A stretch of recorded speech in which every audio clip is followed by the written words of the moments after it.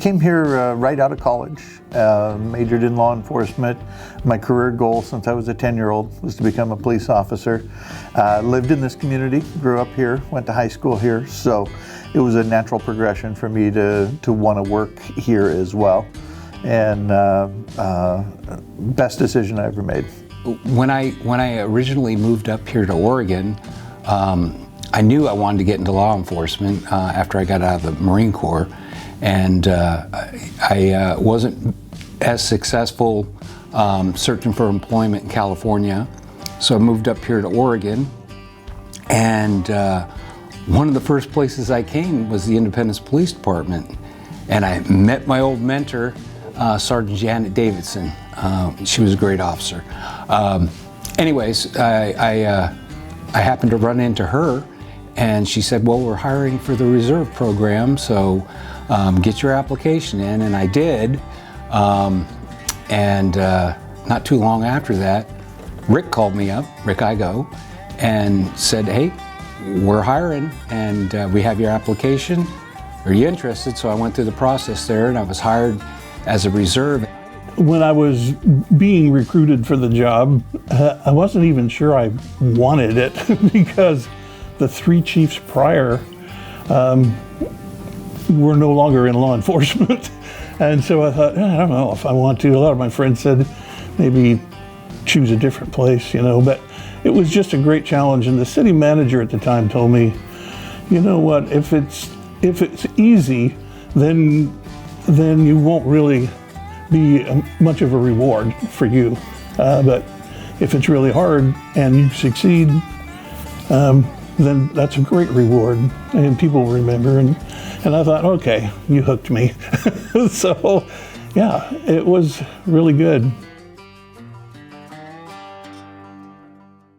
It's interesting. I have a lot of memories, but they're usually triggered by an event or a comment or a person or something like that. And it's hard to just pull up, some of your favorite memories. However, I can tell you that one of my assignments was to work with different community groups. And so whether it be the Western Days or Hops Festival or some of the other community groups. And I think the thing that I learned the most about the community and the police department's involvement with the community is how many good people there are in this community that just want to give their time.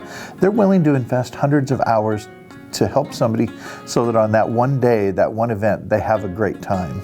And it just always seemed to amaze me at how many people were willing to give of themselves. And I think that's the takeaway I have for the 28 years I worked here. I certainly saw people on their worst days and had to arrest a lot of people who I would normally say were very good, solid people, but they have a bad day. And I was there to deal with them on those bad days. But then I also got to see the really good in a lot of people. And I think that's the most rewarding part, is knowing that this community cares that much. The most pride that I have in my service here was the fact that things weren't always good when I first started out. No, the businesses were shaky. There were fights downtown all the time. I mean, there's occasionally fights everywhere, but it was happening a lot. There was a lot of narcotics going around town. A lot of people just didn't feel safe being out at night. And we worked really hard. We worked hard in doing our job, the law enforcement side, but we also worked in being members of the community and working with them. Like I can remember, we used to do this thing called night court with the kids. So I think it was Friday or Saturday night, we'd go down to the middle school and we'd play basketball with them, we'd play games with them, and we'd get to know them. It's things like that started changing. And then businesses came to town. We've got this beautiful hotel now. We've got community events, all the summer events that we have. It wasn't like that before, because anytime you had a big event down in the park, there was melees going on all over the place.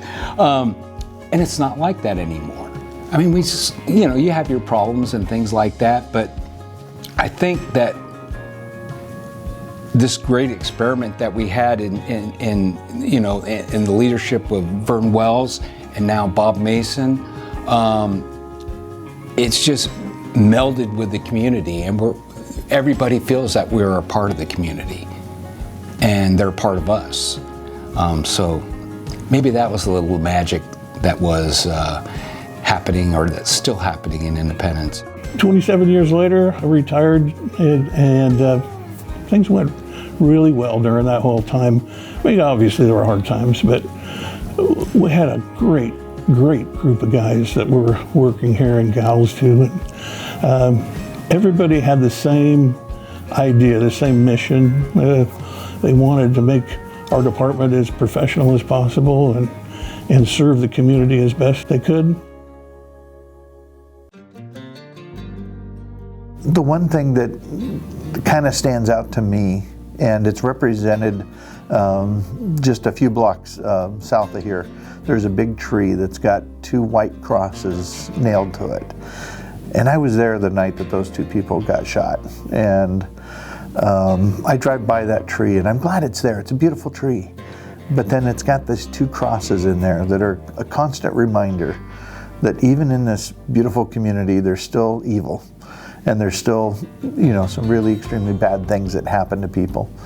And it's not lost on me that we live in a great community, and we do everything we can from the police department side, community side, but there's still evil in the world. And I think the citizens need to recognize that as well, because we have a sense of safety. Don't need to lock my doors, don't need to take precautions because we're a safe community. But I don't think we can rest on that. We still have to be vigilant, knowing that there is still evil in the world. And I'm thankful for the rest of the police department that's still here, still, serving the call, still work in the middle of the night when everybody else is asleep. I can feel safe knowing that they're still in good hands. I had arrested this person, and I brought him up to the jail, and I can't remember what he did exactly. I don't remember if it was a DUI arrest, a drug arrest. It was something to have to do with that. But once we got up to the jail, I was getting his handcuffs off to get ready to hand him over to the correctional people to do their thing, their intake. And he said, "You know what, I just got to tell you, you're the nicest police officer that's ever arrested me." And I was like, whoa, well, thanks, I guess. But it's just how you treat people. Because of the emphasis that the community had on just bringing ourselves up and community policing efforts, now I think people are happy to come here and visit. The people who live here are, I think, generally feeling safe in their community, both day and night, and that just is because everybody's working together. And I think there's a lot of effort toward continuing to be more and more livable and improve our future. I think that's really great for our community, and for the greater Monmouth Independence community. The best advice I would have to a new person going in is to be humble. And so we don't have to have all the answers. You don't have to be perfect every day, but be humble, be real with yourself, and try to do what you can to help them in their time of need.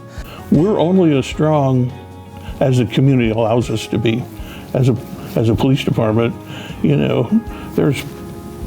we're always outnumbered 100 to 1 or more. So, yeah, we're only going to be able to do what the community allows us to do or encourages us to do. And so you do have to be humble. It's just that I love serving you, and I hope I, did the job you needed, because I really care about my community.